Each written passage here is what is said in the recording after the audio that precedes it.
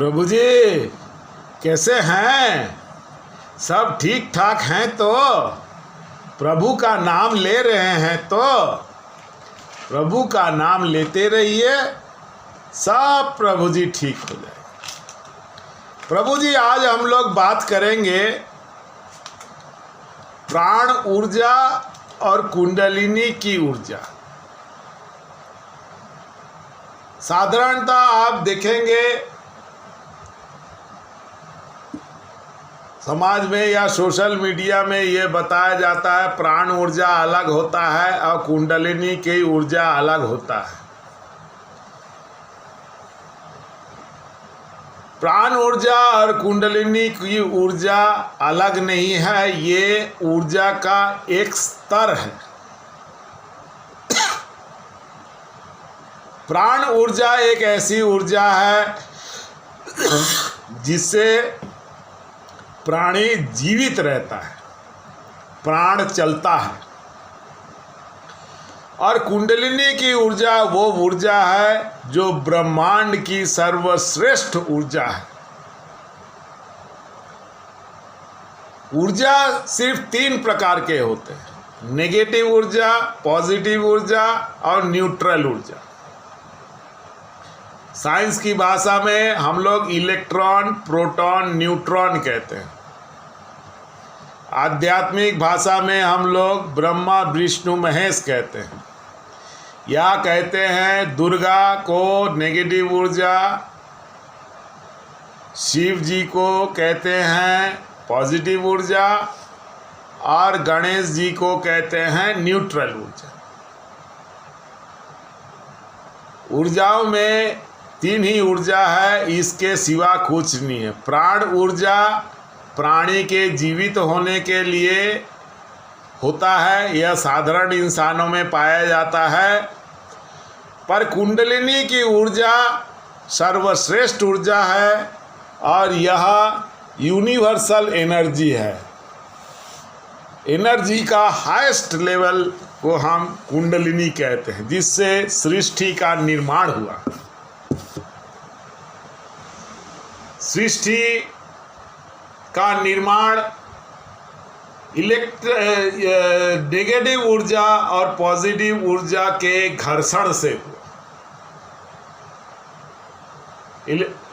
Negative और positive ऊर्जा में जब घर्षण हुआ तब ये सृष्टि का निर्माण हुआ। जीव का भी निर्माण नेगेटिव और पॉजिटिव एनर्जी के घर्षण से हुआ। एक बच्चा भी जो पैदा होता है वह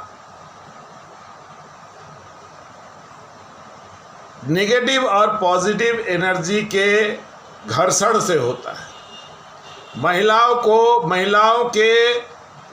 नेगेटिव ऊर्जा बताया जाता है। इसको मेडिकल साइंस में भी नेगेटिव ऊर्जा बताया। किसी डॉक्टर से आप पूछेंगे तो वो बताते हैं महिलाएं जो वीर्य डिस्चार्ज करती हैं वो वाई है। वाई क्या है? नेगेटिव है। पुरुष संभोग के दौरान पुरुष जो डिस्चार्ज करता है वो कभी एक्स करता है, कभी वाई करता है। महिलाएं सिर से संभोग के दौरान सिर्फ वाई डिस्चार्ज करती हैं। जब एक्स और वाई मिलते हैं, इसमें घर्षण होता है तो जीव का निर्माण होता है। ऊर्जाएं सिर्फ 3 हैं: नेगेटिव ऊर्जा, पॉजिटिव ऊर्जा और न्यूट्रल ऊर्जा। अब प्राण ऊर्जा जो होता है एक ऊर्जा का लोएस्ट लेवल होता है जिससे इंसान चलता है। यह इसका निर्माण होता है खाने पीने से। हम लोग कभी आपने सोचा है आप लोग कैसे चलते फिरते हैं, कैसे हम लोग आगे इधर उधर चलते हैं, कैसे चलते हैं? खाने से चलते हैं। तो खाने से आखिर मिलता क्या है? खाने से एनर्जी मिलता है।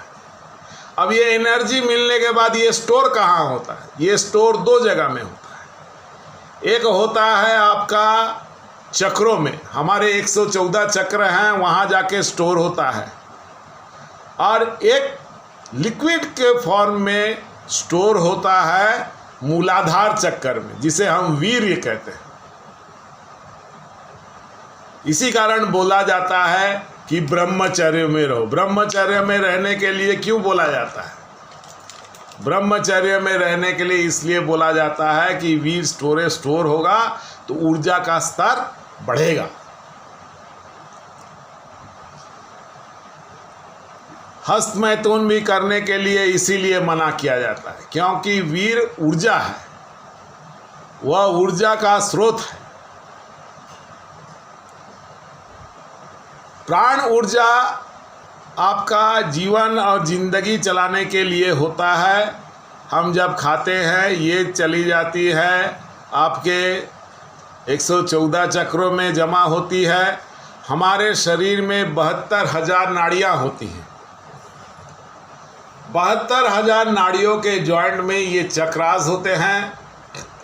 चक्र त्रिकोणाकार होते हैं, लेकिन इसे हम चक्र इसलिए बोलते हैं क्योंकि ऊर्जा जो है गोलाकार आकार में फैलती है। आप देखेंगे ऊर्जा गोलाकार आकार में फैलेगी, त्रिकोण नहीं फैलेगी।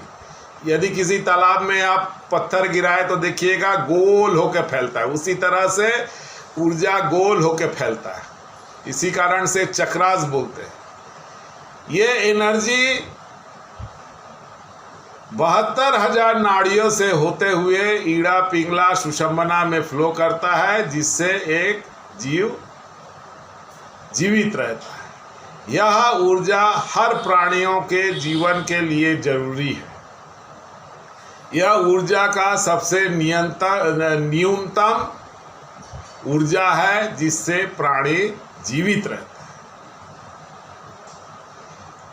और इसी ऊर्जा से हम ब्रह्मांड की ऊर्जा को प्राप्त कर सकते हैं, जिसे हम कुंडलिनी कहते हैं। जब एक साधक अध्यात्म की दुनिया में उतरता है, प्राणायाम करता है, भस्त्रिका करता है, या ध्यान करता है, या मंत्र जाप करता है, जितनी भी एनर्जी है वह 114 चक्रों में जमा होती है। यह जमा होते होते होते होते एक स्तर आता है जब इसका फ्लो बहुत ज़्यादा होता है और यह ईड़ा पिंगला से होते हुए कुंडलिनी में ठोकर मारता है। या हम लोग भस्त्रिका करते हैं तो देखिएगा लंबा सांस लेते हैं, लंबा श्वास छोड़ते हैं और हम लोग मूलाधार में ठोकर मारते हैं। इससे क्या होता है? कुंडलिनी जागृत होता है। कुंडलिनी के जब लगातार प्रेशर पड़ता है, ऊर्जाओं का प्रेशर पड़ता है या श्वास का प्रेशर ठोकर मारने से प्रेशर पड़ता है, तो कुंडलिनी जागृत होके सुषुम्ना नाली में उसका मुंह लग जाता है। उसके बाद जो वीर्य है वह सुषुम्ना नाड़ी से होते हुए आपके ब्रह्मरंध्र में आता है और ब्रह्मरंध्र में रुकता है, लेकिन उसके बाद वहाँ जब प्रेशर पड़ता है वह आपके आज्ञा चक्र में आता है और वहाँ से वह धीरे धीरे धीरे धीरे टपकता है। जिस भी साधक की कुंडलिनी जागृत होगी उसके गले के नीचे से हल्का हल्का टप टप टप टप टप पानी गिरने जैसा साउंड होता है। जिस साधक को ये आवाज़ सुनाई देता है उसी इंसान का कुंडलिनी जागृत है। बहुत ऐसे लोग हैं जो आपको बोलते हुए मिलेंगे कुंडलिनी जागृत है, यदि उसके गले में ये आवाज़ नहीं होती है तो वह अभी भी कुंडलिनी जागृत नहीं है और अध्यात्म के रास्ते में है। लेकिन कुंडलिनी एक जागृत होने से ये आवाज़ आनी ही आनी है। इसका कारण क्या है? जब यह लिक्विड आपके मूलाधार से सुषुम्ना नाड़ी से होते हुए या ब्रह्मरंध्र से होते हुए थर्ड आई से होते हुए चित्त में टपकती है तो एक गोलाकार रूप में घूमता है, और यह घूमने से ऊर्जा पैदा होता है। हम लोग देखे होंगे हाइड्रो इलेक्ट्रिक कैसे पैदा होता है। हाइड्रो इलेक्ट्रिक पैदा होता है पानी से। जो इलेक्ट्रिक पैदा होता है कैसे होता है, एक सर्टेन डिस्टेंस से पानी को गिरा के उसे घुमाया जाता है, घुमाने से वह ऊर्जा पैदा होती है। एकदम सिमिलर पैटर्न में यह लिक्विड मूलाधार से होते हुए ब्रह्मरंध्र से होते हुए एक सर्टेन डिस्टेंस में गिरता है और यह गोल घूमता है। घूमने से यह ऊर्जा पैदा होता है। इससे जो पैदा हुआ ऊर्जा है, इसी को हम लोग कुंडलिनी बोलते हैं। यह ब्रह्मांड की सर्वश्रेष्ठ ऊर्जा है। साधक इसी ऊर्जा को अपने शरीर में बढ़ाता है। लोग कहते हैं 7 चक्रों के जागृत होने से कुंडलिनी जागृत नहीं होती। 7 चक्रों का जागरण, 7 चक्र जो है ये लेवल है।